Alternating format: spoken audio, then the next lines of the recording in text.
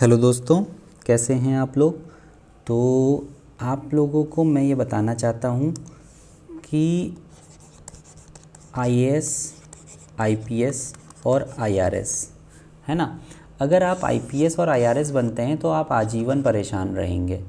क्यों परेशान रहेंगे? क्योंकि हमेशा ही ये दोनों ही चाहेंगे कि हम क्या बन जाते, काश आईएएस बन जाते। और ये जो आईएएस हैं ये कुछ नहीं, 2 या 3 मार्क्स एक्स्ट्रा ला करके हर क्वेश्चन में आईपीएस और आईआरएस को डिफीट कर देते हैं। फिर ये आजीवन परेशान रहते हैं दोनों ही कैडेर कि हम भी काश आईएएस हो जाते। और यकीन मानिए कि जितनी पावर आईएएस के पास होती है, पावर का मतलब है जितना उसके पास अंडर में एडमिनिस्ट्रेशन का सारा रहता है, उतना आईपीएस और आईआरएस या अन्य सर्विसेज के पास नहीं रहता है। वो सारी सर्विसेज क्या होती हैं, किसी भी स्पेसिफिक कैडेर से संबंधित होती हैं।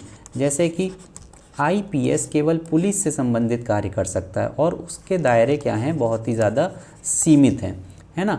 किसी भी तरीके के विकास कार्य में वो लोग योगदान नहीं दे पाते हैं। इसी तरीके से अगर आईआरएस है तो वो भी किसी भी तरीके के विकास कार्य में योगदान नहीं दे पाएगा, है ना।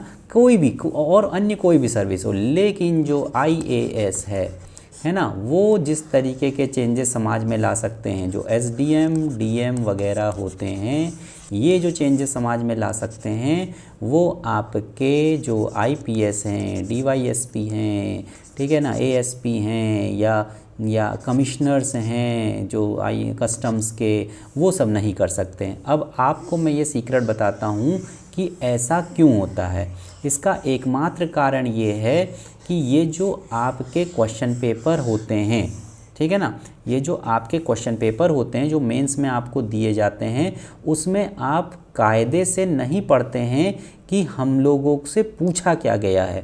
तो उसी लेक्चर सीरीज़ को आगे बढ़ाते हुए मैं आपको आज बताना चाहता हूँ कि अगर कोई 15 मार्क्स का क्वेश्चन है तो उस 15 मार्क्स के क्वेश्चन में 6 से 7 नंबर एक एवरेज मार्किंग होती है, जिससे कि आप आईआरएस, आईपीएस, आईएएस, टेनिक्स वगैरह इन सर्विसेज को ज्वाइन करते हैं।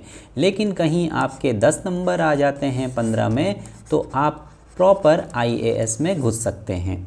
सीधा कॉन्सेप्ट है, ठीक है। इसके लिए करना पड़ेगा आपको मेहनत और थोड़ा सा क्वेश्चन आंसर राइटिंग करते समय अपने दिमाग को अलर्ट रखना पड़ेगा और ये ध्यान से देखना पड़ेगा कि क्वेश्चन में क्या चीज़ कही जा रही है।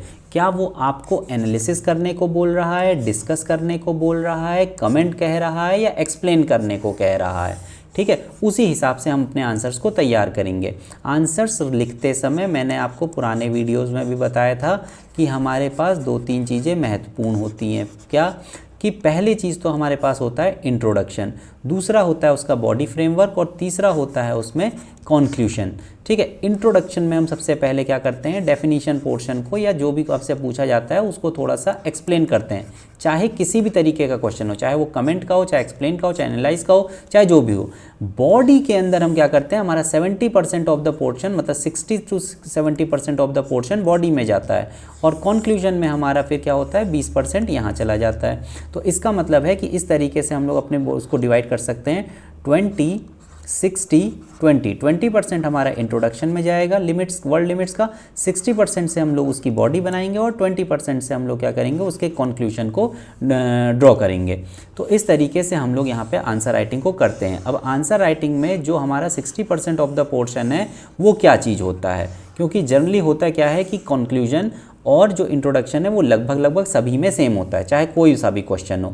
लेकिन जो 60% ऑफ द पोर्शन जो कि हम लोग की बॉडी है, वो डिफाइन करेगी कि हम उस क्वेश्चन को स्पेसिफिकली आंसर कर रहे हैं कि नहीं कर रहे हैं। जैसे कि फॉर एग्जांपल आज हमारे इस वीडियो लेक्चर में हम लोगों ने कमेंट और एक्सप्लेन को समझना है।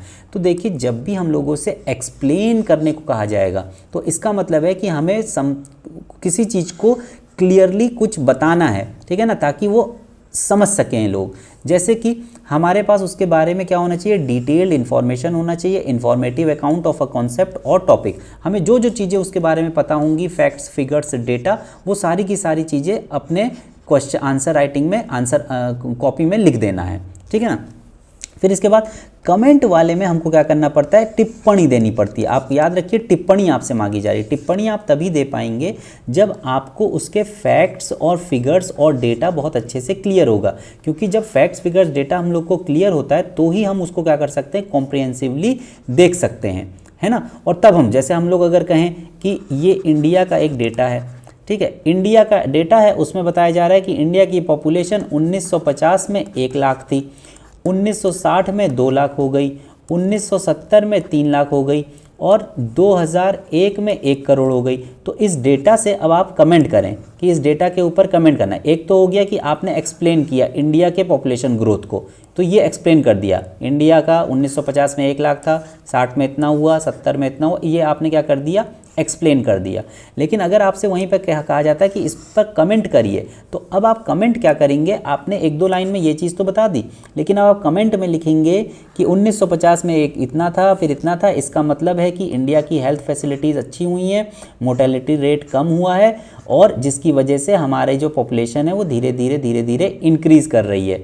और अगर ये इंक्रीज़ कर रही है तो अब पॉपुलेशन एक्सप्लोजन की तरफ जा रहा है, हम चीन को पछाड़ देंगे और ये सारी चीज़ें कंट्रोल करने के लिए हमें इस पर इफेक्टिव कुछ इम्प्लीमेंटेशन करना पड़ेगा, कुछ ऐसी पॉलिसीज़ लानी पड़ेंगी या अवेयरनेस, मास अवेयरनेस प्रोग्राम चलाने पड़ेंगे। इसका मतलब है कि ये आपने क्या कर दिया, कमेंट कर दिया। तो आई होप कि मुझे आपको ये डिफरेंस क्लियर होगा। अब इसी चीज़ को मैं यहाँ पे एक एग्जाम्पल के तहत भी आपको बता देता हूँ, ठीक है। जो क्वेश्चंस आपके यूपीएससी में आए हुए हैं, आप इसको देखिए, इसको वीडियो को पॉज करके इनको पढ़ लीजिएगा, जो जो चीज़ें यहाँ पे लिखी हुई हैं। कि कमेंट में जब मैं एक मेजर तौर पे ये बता देता हूँ, मोटे मोटे तौर पे, कि आपको क्या करना पड़ता है, हमेशा ये कंस्ट्रक्टिव ओपिनियन अपना रखना पड़ता है। मतलब कि आपको सुपर पॉजिटिव रहना है हमेशा। आपको सबसे पहले तो क्वेश्चन की टोन को भी समझना है, जो भी क्वेश्चन का टोन होगा उसको आप समझ लीजिए। क्वेश्चन की टोन का मतलब क्वेश्चन पॉजिटिव तरीके से बोल रहा है या क्वेश्चन में कुछ निगेटिव टोन दिखाई पड़ रही है। टोन बहुत ज़्यादा क्वेश्चन की इंपॉर्टेंट है। लेकिन क्वेश्चन चाहे पॉजिटिव टोन में हो चाहे नेगेटिव टोन में हो, आप जब उस पर कमेंट करेंगे तो आपको पॉजिटिव रखना है अपने आप को, ठीक है ना। ये नहीं कि किसी स्कीम में अगर कमियां हैं तो आप उसकी कमियों पे कमियां गिनाते चले जा रहे हैं। अगर इतनी ही कमियां होती तो वो स्कीम पास ही क्यों होती, मेरी बात समझ रहे हैं ना। तो इसलिए आपको बहुत ज़्यादा इन सब चक्करों में नहीं पड़ना है। आपको एक थंब रूल ये बना लेना है कि you have to be positive, आपको पॉजिटिव अप्रोच रखनी है अपनी, ठीक है ना। अब जैसे कि मैंने आपसे यहाँ पे कहा कि निगेटिव कमेंट को कभी भी आप नहीं रखेंगे, ठीक है ना। व्यूज़ तो रखेंगे, उसके जो कॉन्स हैं वो तो ज़रूर बताएंगे कि ये कमियां हैं, लेकिन ऐसा नहीं है कि आप बिल्कुल निगेटिव हो जाएंगे और कहेंगे कि ये बिल्कुल ही ख़राब चीज़ है। इस चीज़ को अवॉइड करना है, ना ही इस तरीके के शब्दों को यूज़ करना है कहीं पर। हो सकता है कि आपका इंटेंट ना हो सकता है कि आपका इंटेंट ना हो किसी चीज़ के बारे में निगेटिव कहने का, लेकिन आपके कंटेंट में आप ऐसे वर्ड्स का यूज़ कर लें कि जिससे ये शो हो जाए कि आप निगेटिव हैं, आपकी टोन निगेटिव होती जा रही है। तो इसलिए हमेशा अपने शब्दों का चुनाव जो है बहुत सोच समझ के करना है। बिल्कुल एनसीईआरटी पे फोकस हो जाइए, जो एनसीईआरटी में शब्द लिखे रहते हैं, जितने सिंपल तरीके से आप अपनी बात को रखेंगे उतना आपका बेनिफिट होगा। जितने सिंपल, मतलब कोई भी जार्गन्स यूज़ नहीं करने हैं, कोई भी हैवी टेक्निकल टर्म्स नहीं यूज़ करने हैं। इस बात को आप याद रखिए। You have to be a journalist. आप एक रिक्शे वाले को समझा सकें ऐसे शब्दों का, ऐसी भाषा शैली का चयन करना है, ठीक है ना। आपको यहाँ पे किसी अंग्रेज को नहीं समझाना है कि आपने बहुत बढ़िया पोएटिक लैंग्वेज में लिख दिया और आप फ्रेज़ पे फ्रेज़ लिखे चले जा रहे हैं और आप सोच रहे हैं कि एग्जामिनर को बहुत पसंद आएगा मेरी अंग्रेजी पढ़ करके। एग्जामिनर आपकी अंग्रेजी पढ़ने नहीं बैठा है, एग्जामिनर आपके दिमाग को पढ़ने बैठा है। आपके अंदर कंपैशन है कि नहीं है, आपके अंदर पॉजिटिव सोच है कि नहीं, पॉजिटिव अप्रोच है कि नहीं, ठीक है ना। ये चीज़ इंटरव्यू में भी महत्वपूर्ण होती है। आप सोचते हैं कि हमको अंग्रेजी बोलनी आती तो बड़ा हमारा भौकाल टाइट हो रहा है, सामने वाला इंप्रेस हो रहा है। कोई सामने वाला इंप्रेस नहीं होता है। शासन के जो कार्य होते हैं, शासन के कार्य आपकी अंग्रेजी को देख करके नहीं होते हैं, बल्कि आपके इंटेंट को देख करके होते हैं कि आपके अंदर कंपैशन की भावना है कि नहीं, आप इस जिले को चला पाएंगे कि नहीं चला पाएंगे। तो अंग्रेजी जिले को नहीं चलाएगी, आपकी साहित्यिक भाषा जिले को नहीं चलाएगी। बस देखने में ज़रूर आंसर आपका अच्छा लग सकता है, बट मेन उसका निचोड़ क्या है वो महत्वपूर्ण चीज़ है। ठीक है ना। तो आपको ये चीज़ याद रखनी है। अब देखिए क्वेश्चन मैं आपको यहाँ पर समझाता हूँ। Comment on the following statement, इस स्टेटमेंट पे कमेंट करना है। The national education policy is a transformative document. सबसे पहले तो इसकी आत्मा को निकालिए कि इस क्वेश्चन में क्या पूछा जा रहा है। तो ये कह रहा है कि कमेंट करना है। कमेंट किस चीज़ के ऊपर करना है? एनईपी के ऊपर। तो सबसे पहला काम हमारा इंट्रोडक्शन होता है। तो इंट्रोडक्शन में हमको थोड़ा सा एनईपी के बारे में एक्सप्लेन करना पड़ेगा। अब आप बच्चों की तरह यहाँ पे इंट्रोडक्शन लिख करके फिर उसके तरीके से लिख करके 2-3 पॉइंट ऐसे नहीं करना है, क्योंकि आपके पास एक सिंगल कलम होती है एग्जामिनेशन में ब्लू कलर की। आपको उसी से सारी चीज़ें करनी, जो चीज़ आपको हाईलाइट करनी है आप उसके नीचे एक अंडरलाइन कर सकते हैं, दैट्स इट। ये नहीं कि काली हरी नीली लाल कलम लेकर के एग्जामिनेशन हॉल में आप जा रहे हैं और उतना समय नहीं मिलेगा। तो इस बात को अभी से आप डेवलप कर लीजिए कि इतना समय नहीं होता है कि हम पेन तक चेंज कर सकें, तो इसको डेवलप करें। फिर उसके बाद अब यहाँ पे जैसे मैंने कहा इसकी आत्मा को पकड़ा। आपने आत्मा को क्या पकड़ा कि एनईपी क्या है? एक ट्रांसफॉर्मेटिव डॉक्यूमेंट है। ये इसकी टोन कैसी है? इसकी टोन है पॉजिटिव। इस क्वेश्चन की टोन कैसी है? पॉजिटिव। तो आपको इसी को सपोर्ट करते हुए अपना कमेंट करना है कि ये ट्रांसफॉर्मेटिव डॉक्यूमेंट है, ये वाकई इंडियन एजुकेशन सिस्टम के लिए बहुत बढ़िया है, बहुत अच्छे अच्छे चेंजेस इसमें आ सकते हैं। अब जो भी बात आप अपनी रखते जाएंगे साथ के साथ आप अपना कमेंट भी देते चले जाएंगे। देखिए यहाँ पे सबसे पहले हमने इसीलिए बता दिया कि ये एक कॉम्प्रिहेंसिव एम्बिशियस डॉक्यूमेंट है जो कि it aims to make education more inclusive, equitable and high quality. ठीक है ना। अब यहाँ पे इसके कुछ फीचर्स बताएं। पहला फीचर क्या है? इट क्रिएट्स अ ECCE, ठीक है ना, which will focus on the holistic development of children from birth to the age of 8। अब ये आपने यहाँ पे अपना कमेंट साथ में लिख दिया। This is a welcome move as ECCE is essential for laying the foundation for a life long learning. फिर इसके बाद आपने दूसरा इसका बताया, another important feature of NEP is इतना ये। अब ये क्या है? This is a much needed step as millions of Indian children lag behind this critical areas. आपने यहाँ पे अपना एक कमेंट कर दिया साथ के साथ, ठीक है ना। फिर आपने एक और कमेंट यहाँ पे कर दिया द एनईपी। तो देखिए आपकी बॉडी कितनी बेहतरीन तैयार होती चली जा रही है, हर एक जगह आप अपना कमेंट छोड़ते जा रहे हैं कि द एनईपी ऑल्सो प्रपोजेज इतना model phasing out board examination, creation of national research foundation. These reforms have the potential to make the Indian education system more flexible, innovative and research driven. ठीक है ना। तो आप देखिए कितना positive है यहाँ पे, आप यहाँ पे पॉजिटिव होते चले जा रहे हैं। आपने एक भी यहाँ पे अभी तक क्या नहीं निकाला है? कमी नहीं निकाली है, क्योंकि क्वेश्चन की टोन पॉजिटिव थी। लेकिन अब आप देखिए, अब देखिए मजा। Overall the NEP is a transformative document, however the success of the policy will depend on its effective implementation. इन शब्दों को याद कर लीजिए, यही है बस इतना सा ही निगेटिव कि इसकी इम्प्लीमेंटेशन कैसे होगी, बस इसके ऊपर आप डाउटफुल हैं। The government needs to ensure that adequate resources are allocated to the implementation of NEP and this all the stake holder should be involve. तो ये अपने आप में एक बढ़िया कंक्लूजन हो गया, बढ़िया कमेंट हो गया। इसमें आपने दिखा दिया कि हाँ, आप ऐसा नहीं है कि बिल्कुल सरकार के फेवर में ही बोलते चले जा रहे हैं, उसके गुणगान कर रहे हैं। आपने बोला ना कि इम्प्लीमेंटेशन बहुत ज़्यादा ज़रूरी है। तो पॉलिसी बहुत बढ़िया है, लेकिन इम्प्लीमेंटेशन वे में उसको देखना पड़ेगा। फिर इसके बाद एक और क्वेश्चन देखिए, comment on the effectiveness of NREGA. अब आपको फिर से इंट्रो लिखना है। इंट्रो डेफिनेशन से शुरू होती है, नरेगा के बारे में आपने बता दिया 2-3 शब्दों के अंदर, ठीक है ना। अब आपने नरेगा के बारे में बताया, अब आप बॉडी यहाँ पे तैयार कर रहे हैं। अब ऐसा नहीं कि आप बॉडी ऐसे लिखेंगे हेडिंग, ये लिखा नहीं जाएगा, तो आपको समझाने के लिए मैंने बताया है। अब आप यहाँ पर देखिए पॉजिटिव इम्पैक्ट्स ऑफ नरेगा आपने लिख दिए कि नरेगा के क्या क्या। देखिए यहाँ पे क्वेश्चन की आत्मा को पकड़ लिया होगा। क्वेश्चन की आत्मा क्या है? उसी के अराउंड इर्द गिर्द घूमना है और कमेंट करना है। क्वेश्चन की आत्मा है कि इफेक्टिवनेस, इसकी इफेक्टिवनेस के ऊपर जब भी आपसे इफेक्टिवनेस पूछा जाएगा तो उसमें आपको देना पड़ेगा ना कि क्या पॉजिटिव पॉइंट्स हैं इसके, क्या निगेटिव पॉइंट्स हैं। तो देखिए नरेगा के positive impacts, reduce poverty and hunger, improved infrastructure, increase social awareness. इसको आप ऐसे करके यहाँ पे लिखते पॉजिटिव इम्पैक्ट। आप ऐसे एरो बना करके भी काम काज कर सकते थे कि आपके पास अगर समय कम है कि रिड्यूस्ड पॉवर्टी एंड हंगर, यहाँ पे लिख देते इम्प्रूव्ड इंफ्रास्ट्रक्चर, यहाँ पे लिख देते इंक्रीज्ड सोशल अवेयरनेस। उसके नीचे 1-2 पॉइंट लिखना चाहें वो लिख सकते हैं। तो ये आप इस तरीके से भी लिख सकते थे, फ्लो चार्ट बना करके इस तरीके का एक बीच में गोला खींच करके, वो भी अच्छा लगता, कोई दिक्कत की बात नहीं है। इसी तरीके से निगेटिव इम्पैक्ट वाले में भी सेम काम किया जा सकता था। फिर आप ऐसे गोला खींचते, फिर ऐसे 3-4 एरो बनाते, यहाँ कोई हेडिंग लिख देते, यहाँ कोई, देखने में भी अच्छा लगता कि हाँ भाई इसको सब चीज़ें पता है, इसके पॉजिटिव इम्पैक्ट भी पता है, निगेटिव इम्पैक्ट भी पता है। फिर आपने क्या कर दिया? एक कंक्लूजन प्रोवाइड कर दिया कि NREGA is a well intention program that has some positive impacts, however there is room for improvement. ठीक है ना, इन शब्दों को नोट कर लें। The government needs to address the problem of corruption and inefficiency in the implementation of the program. It also needs to ensure that the program is sustainable in the long term. तो इस तरीके से आपने इस question के ऊपर क्या कर दिया, अपना एक कमेंट कर दिया कि इसकी इफेक्टिवनेस के ऊपर आपने कमेंट कर दिया। क्या कमेंट कर दिया, ये कमेंट, ठीक है ना, कि एक बहुत बढ़िया प्रोग्राम है, बहुत बढ़िया चीज़ है, ठीक है, लेकिन इम्प्रूवमेंट की आशा हमेशा रहती है। तो इसको आप हर आंसर में चिपका सकते हैं, इन शब्दों को हर आंसर में चिपका सकते हैं। तो इनको नोट कर लीजिए, ठीक है ना। These are the fodder points. Fodder points क्या होते हैं, जब भी कोई आप ओपिनियन पढ़ते हैं, ठीक है ना, ओपिनियन पेज पढ़ते हैं किसी भी न्यूज़ आर्टिकल का, तो उसमें कुछ जनरल पॉइंट्स होते हैं जो वो बड़े बड़े ऑथर बोलते हैं, उनको नोट कर लिया करिए और उन पॉइंट्स को हर क्वेश्चन में चिपका दिया करिए। क्योंकि देखिए कितनी सिंपल, कितनी लूसिड लैंग्वेज है। तो इस चीज़ को, इस टेक्निक को आपको धीरे धीरे सीखना पड़ेगा, ठीक है ना। फिर इसके बाद देखिए, और मैं आपको बताया हूँ कि अगर एक्सप्लेन वाले क्वेश्चंस होंगे तो वो किस तरीके से पूछे जाएंगे, ठीक।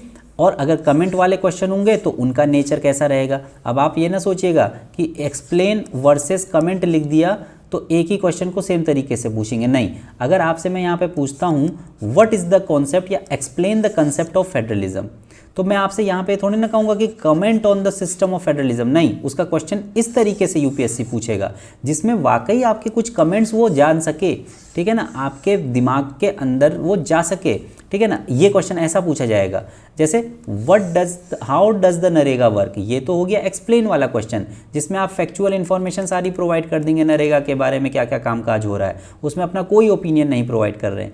लेकिन जब आपसे ये पूछा जाए तो आपसे ऐसा क्वेश्चन पूछा जाएगा, has the NREGA been successful in reducing poverty.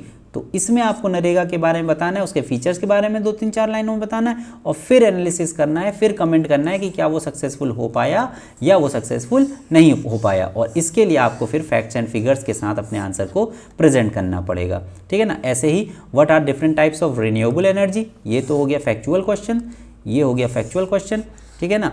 और इसमें आप चैलेंजेस और अपॉर्चुनिटीज़ के बारे में अब आपके आइडिया, आपके थॉट्स वहाँ पे रिफ्लेक्ट करेंगे, ठीक है ना।